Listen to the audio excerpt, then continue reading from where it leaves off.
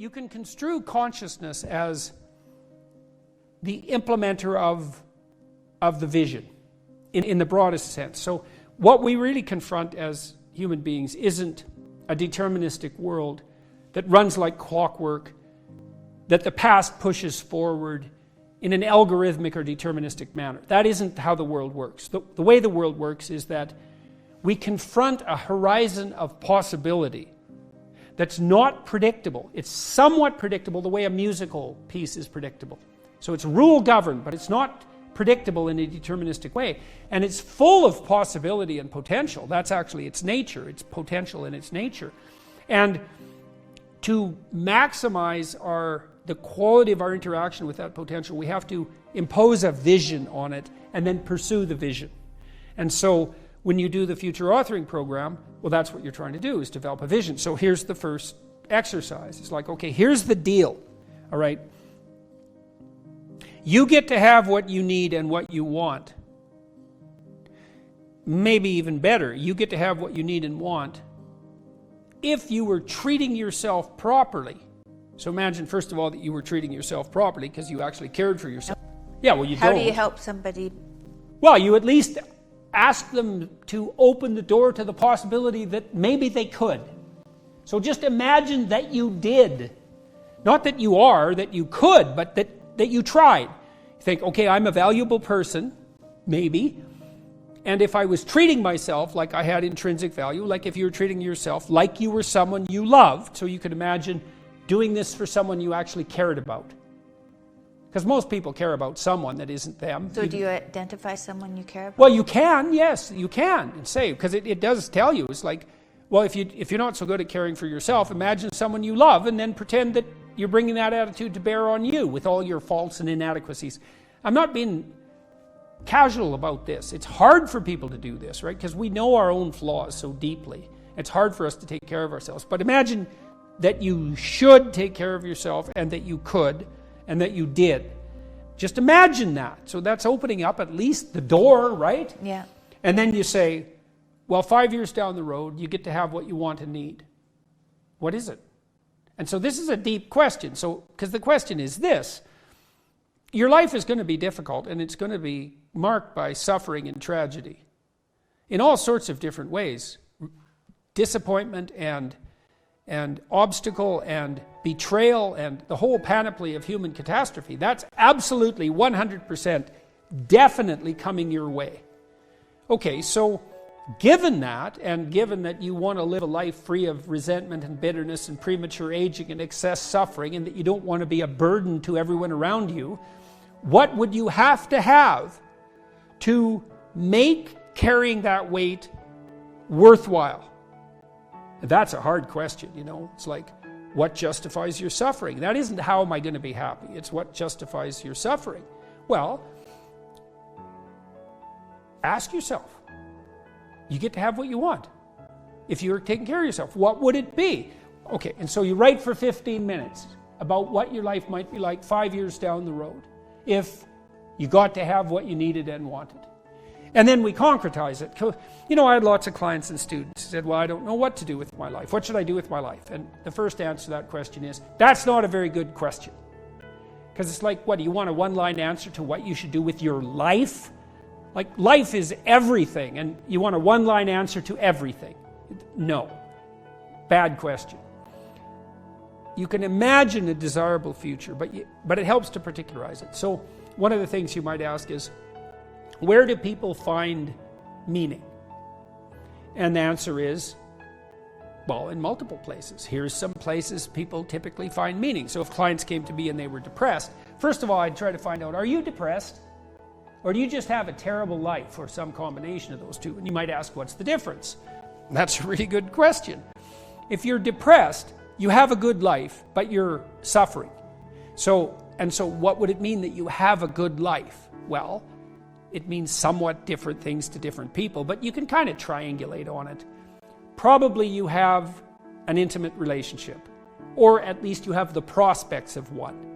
So at least you want one, and you believe that maybe you could have one if you don't have one, and probably if you have a good life, you have one. You have some friends. They're real friends, right? You have some family members, children perhaps, if not children, parents and siblings, or perhaps both, grandchildren. You're nested inside a family, and your relationships with your family are desirable. You have a job or a career, and so if it's a job, well, then it's hard, and maybe you wouldn't have picked it as a vocation, but at least maybe you have good relationships with your coworkers, and you're doing something difficult, but that's actually socially productive and useful and generates an income. So that's not nothing. You're educated to the level of your intellectual capability, or you have plans to do so. You're taking care of yourself mentally and physically, and you have a strategy for dealing with the realm of signal temptation, drug and alcohol abuse and sexual misbehavior and that sort of thing. And then we've added one more recently, at least conceptually, that you've adopted a certain degree of civic responsibility, right? You're participating in the broader community in some manner. And if you're doing none of those, my life is meaningless. Are you doing any of these? No. Well, that's why it's meaningless. Those are the domains of meaning. And oh yeah, the other one is productive use of time outside of work. And so that could be creative endeavors of various sorts, right? To kind of pull in the artistic front. And so if you're miserable and you have none of those things, the first thing to do, if you're a cognitive behavioral therapist with someone, is to say, well, how about we work on like one of these things to begin with? You know, you need some friends. You need to get out in the dating market. You need a job or a better job. You need an educational plan. Like, you don't have a life, so of course you're miserable, because without sustaining meaning, life is just tragedy. And so your lot is misery. And so anyways, we ask people to go through these 8 different domains and say, okay, you can have what you want, but you have to aim at it. Sin means to miss the mark, by the way. It means to miss the target.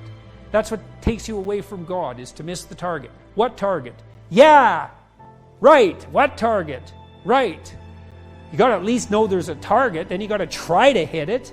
You know, and maybe you don't even know where the target is, but your aim isn't good, but at least you've set up a target now, and you can practice. And so, well, if you had an intimate relationship, what would it look like? If you had some friends, how would you like those friendships to be conducted? If you had a job or a career, what could it be if you had what you wanted, etc.? So that's helpful.